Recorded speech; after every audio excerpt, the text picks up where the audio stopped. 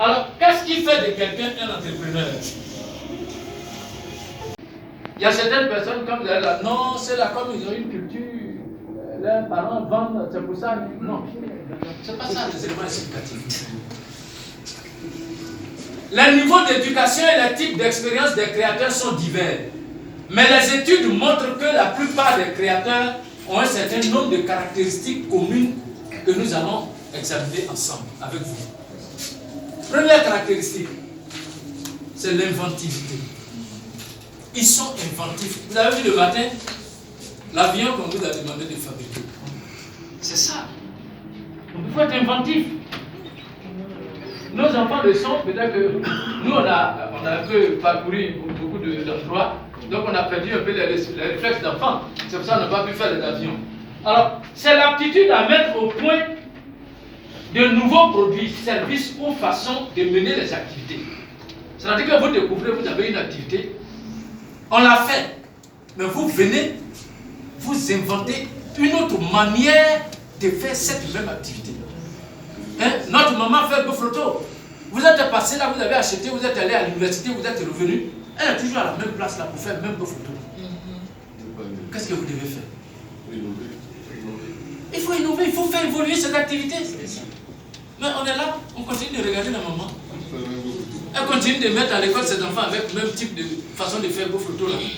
Et puis son enfant qui a fait une maîtrise vient toujours prendre 1000 francs pour aller faire gel honneur tous les matins.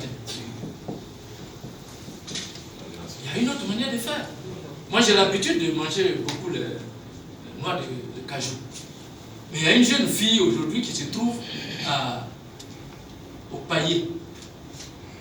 Mais elle a changé la manière de faire, de conditionner. Et c'est très bien fait maintenant.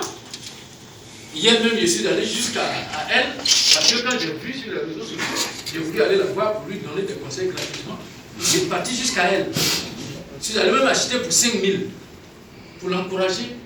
Et vraiment, quand je vois ça, c'est ce qu'il faut rechercher. Nos parents font le champ. Ça se gâte parce qu'on ne paye pas bien. Mais en même temps, quand vous allez dans une supérette, quand vous sortez ici chez vous, vous arrivez dans une station, allez-y, regardez, 500 grammes, ça coûte combien? Je parle de nos parents qui font champ d'anacarde. Mais pourtant, quand vous voyez 500 grammes, on paye ça des fois à 1000 francs, 1500, 2000. Mais on paye le kilo à combien à nos parents? Cette jeune fille, quand je l'ai vue, quand vous allez regarder des bassins, c'est fait dans des conditions chaudes, mais elle a fait ça, c'est très bon. Bien emballé. Très bien emballé. C'est de ça qu'il s'agit. On n'a pas besoin d'aller loin pour créer, pour gagner de l'argent. C'est la capacité à innover et à améliorer les choses. L'aptitude à apprendre en permanence et à remettre sans cesse en question ce qui s'est fait en sortant des sentiers battus. L'acquis définitif n'existe pas chez le créateur d'entreprise. Ça n'existe pas, l'acquis définitif. Le jour où vous allez dire, c'est un acquis définitif pour moi, ça veut dire que ce jour vous avez décidé de mourir en tant qu'entrepreneur. Parce que chaque jour, il y a des choses nouvelles qui apparaissent. Il faut donc être à l'affût pour innover. Il faut voir les choses autrement, il faut faire les choses autrement. J'ai l'habitude de dire, même simplement, vous qui êtes chef de service, des collaborateurs et autres, tout. C'est vrai, c'est parce que je vous ai dit que je mets un peu de dose de management, comme je fais ces formations. Les réunions que vous faites, les réunions hebdomadaires et autres, tout ça. Si vous avez un patron qui est souvent compliqué, autres, tout, je vous en prie. Si vous ne l'avez pas encore appris, arrêtez d'aller à une réunion hebdomadaire et puis dire au patron, j'ai besoin d'un bic rouge. J'ai pris comme ça, je prends banana comme ça, un bic rouge. Ou bien un cahier de 200 pages. Ne lui donnez pas l'occasion de vous poser la question, c'est pourquoi faire. En tant que responsable à ce niveau, on ne fait plus comme ça. On dit, monsieur ou bien si patron, c'est comme ça que vous l'appelez patron, nous avons telle activité à mener. Pour cette activité, nous avons besoin d'un tel document. Pour cette raison, je voudrais qu'on achète un cahier de 200 pages. Vous avez fait l'argumentaire, vous coupez l'herbe sous le pied des questions qui vont venir. Essayez, vous allez voir. Tout ce que vous allez demander, votre patron sera obligé de vous donner.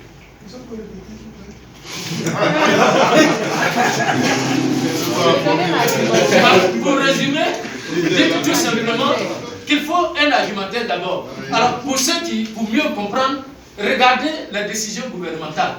Quand un ministre prend une décision, elle est arrêtée. On dit considérant que, et puis à la fin, c'est de ça qu'il s'agit. C'est masqué dedans. Dans le privé, donc c'est comme ça, il faut faire l'argumentaire.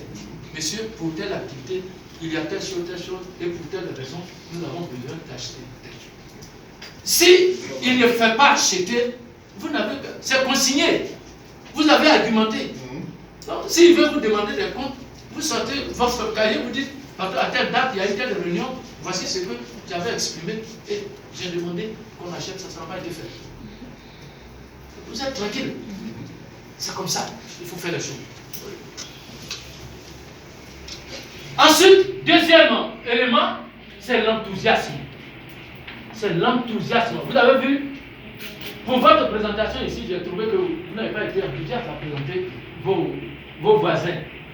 Mais c'est comme si vous allez vous présenter un produit. Les rapporteurs sont venus tout à l'heure. Vous avez rendu un peu plus vivant la présentation.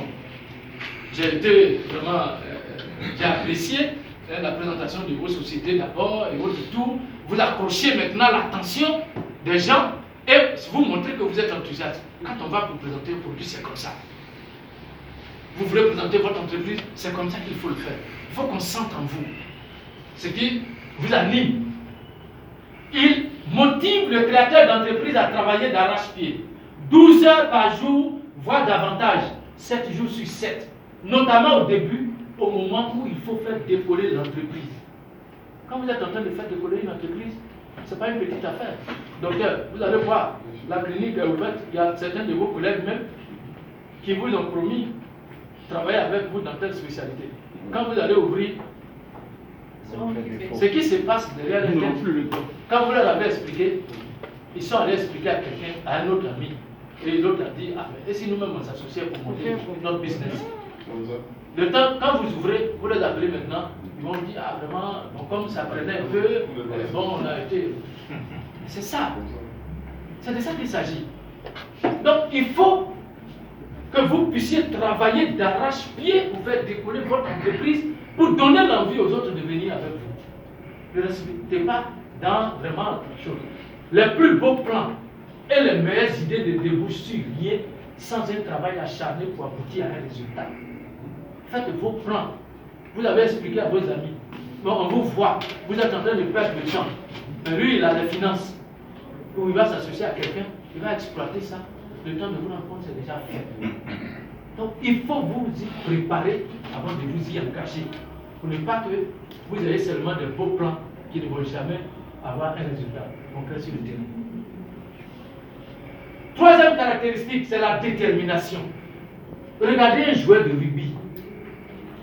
Moi, je dis sincèrement, je ne peux pas jouer au rugby. Parce que quand je le vois courir, aller se cogner la bouchon, je ne peux pas. Mais j'ai de la détermination pour l'entrepreneuriat. Alors, c'est simplement, c'est l'intense désir de parvenir à l'objectif fixé. Elle inclut la persévérance et la capacité à rebondir après une preuve. Comme on le dit au leadership, le tout n'est pas de tomber, c'est être capable de se relever. C'est ça qui compte. La capacité à se relever de là où on est tombé. Et on vous dit, l'intense désir de parvenir à l'objectif fixé. Vous avez vu, dans les généralités, on dit quand vous ne vous fixez pas d'objectif, les autres vous fixent à votre place. Si c'est quelqu'un d'autre qui a fixé un objectif, est-ce que vous allez avoir l'intense désir des choses? C'est pour ça que quand vous créez une entreprise, vous confiez à un cousin, à une belle-sœur et autres tout, vous n'allez jamais loin. Cet intense désir, ça ne l'habite pas. Ça n'habite pas la personne.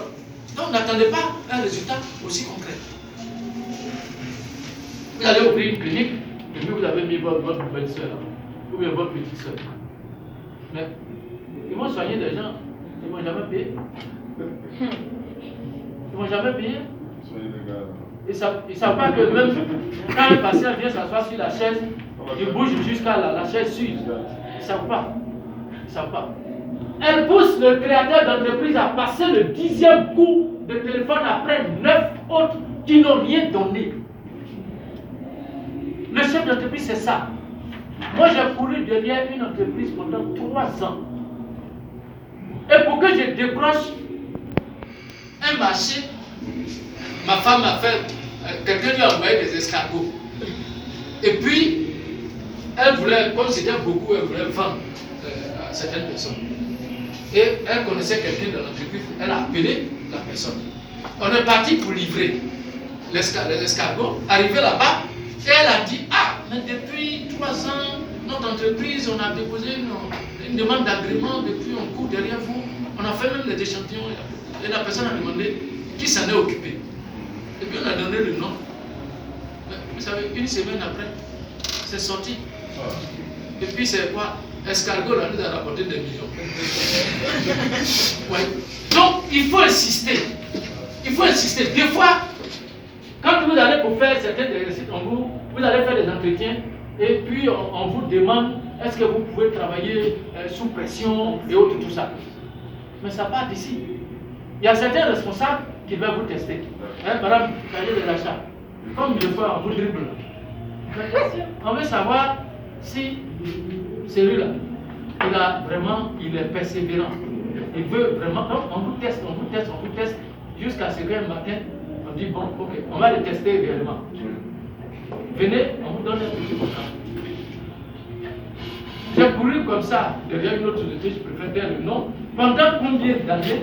Et puis l'année où on va m'appeler, moi-même je sais que c'est des trucs de chiffres.